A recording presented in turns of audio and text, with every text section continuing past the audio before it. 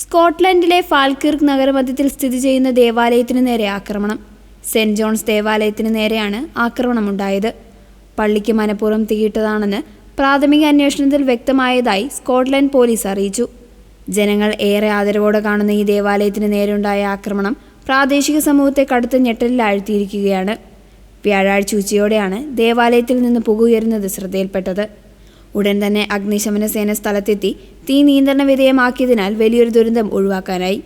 എങ്കിലും പള്ളിയുടെ ജനലുകൾക്കും അകത്തളത്തിനും കാര്യമായ നാശനഷ്ടങ്ങൾ സംഭവിച്ചിട്ടുണ്ട്. പള്ളിയിൽ നിന്ന് കത്തിയ നിലയിലുള്ള വസ്തുക്കളും അട്ടിമറി നടന്നതിൻ്റെ തെളിവുകളും പോലീസ് കണ്ടെടുത്തു.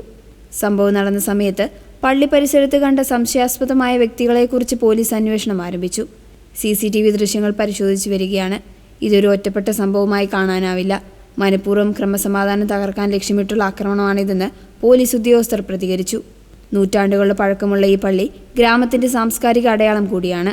ആരാധനാലയത്തിന് നേരെയുണ്ടായ ഹീനമായ പ്രവൃത്തിയിൽ വിവിധ കോണുകളിൽ നിന്ന് പ്രതിഷേധം ശക്തമാവുകയാണ്. കുറ്റവാളികളെ എത്രയും വേഗം നിയമത്തിന് മുന്നിൽ കൊണ്ടുവരണമെന്ന് സഭാ അധികൃതർ ആവശ്യപ്പെട്ടു.